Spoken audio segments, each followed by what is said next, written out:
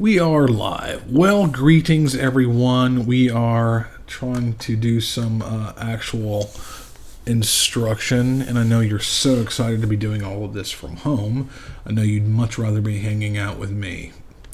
However, here we are in a brave new world and trying to hunker down, stay safe, and do what Bruce Campbell does, you know?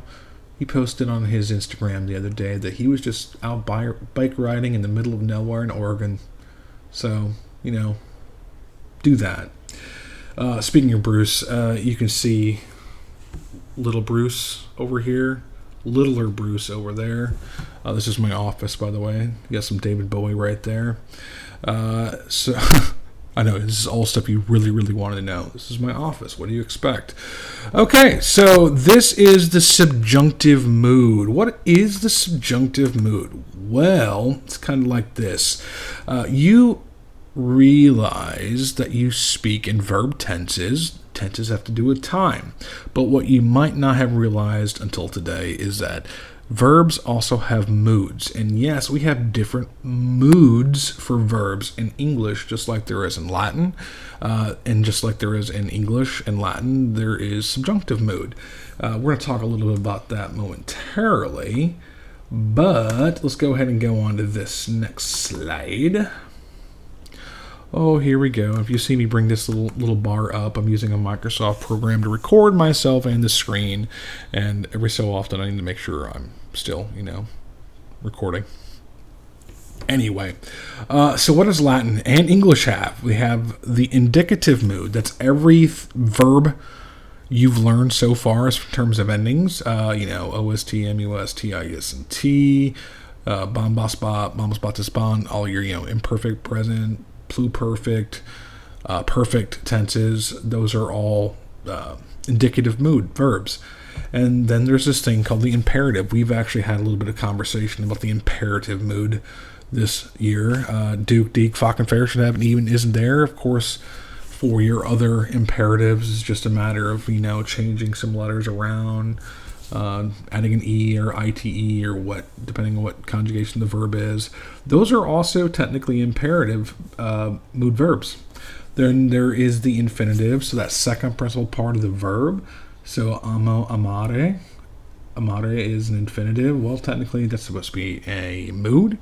And then lastly, there's this thing called the subjunctive mood, which we do have in English.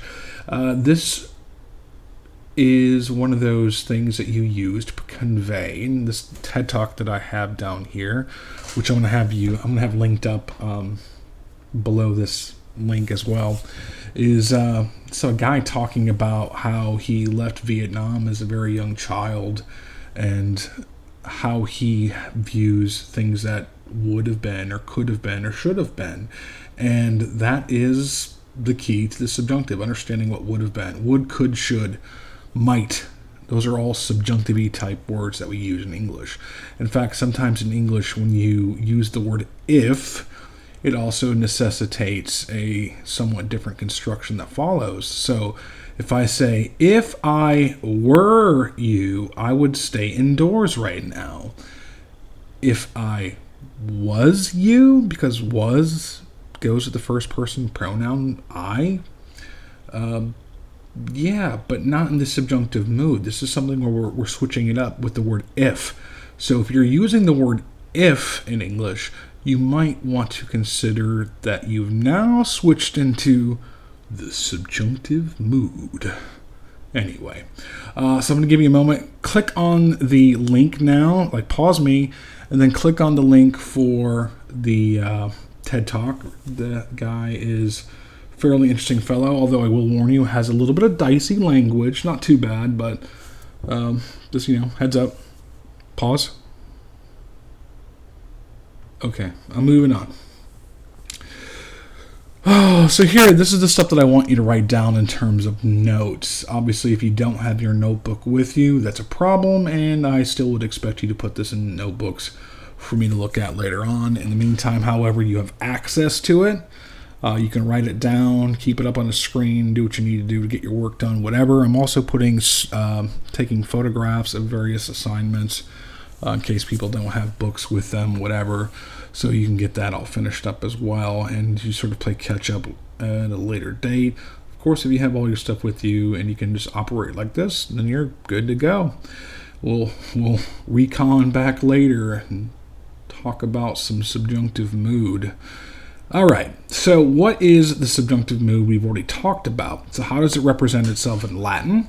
Well, it is broken down by changing vowel stems in the conjugations of verbs. So I even wrote down here first conjugation, second conjugation, third conjugation, fourth conjugation verbs.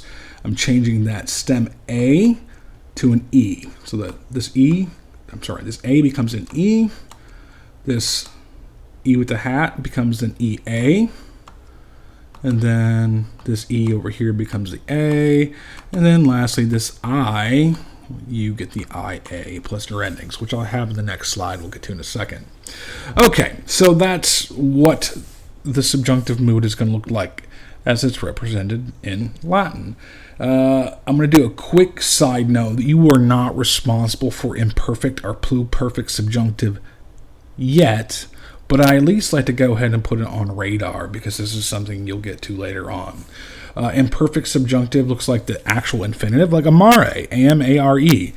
Well, if you put an ending, one of these subjunctive endings on the next slide, which look really familiar, plus it's going to be subjunctive imperfect. And then the pluperfect subjunctive is a perfect active infinitive, which we haven't talked a whole lot about, but it's been on some people's radar anyway. You put an ending on that one, and you get pluperfect subjunctive. So what do these subjunctive endings look like? They look like this. So you have amare. You change that stem vowel to the E. Let's beat that liar. Oh, by the way, that's the mnemonic. When I was first told about this mnemonic, it was let's beat that friar, but all of my Catholic students were up in arms about that, and for good reason. So we're not going to beat friars, but we'll totally beat liars, I guess. Anyway, let's beat that. So let's, the E, first conjugation, beat EA, second conjugation, that, third conjugation, the E to the A, and then the I or E verbs, the fourth conjugation, become IA stems. Okay, so you have amam becomes amem. So I love, also the subjunctive mode is sort of a written raised eyebrow, but you could say I could love, I should love, I might love, I may love, whatever. There are also Latin constructions that are going to require the use of the subjunctive mood, and they're not going to be would, could, shoulds.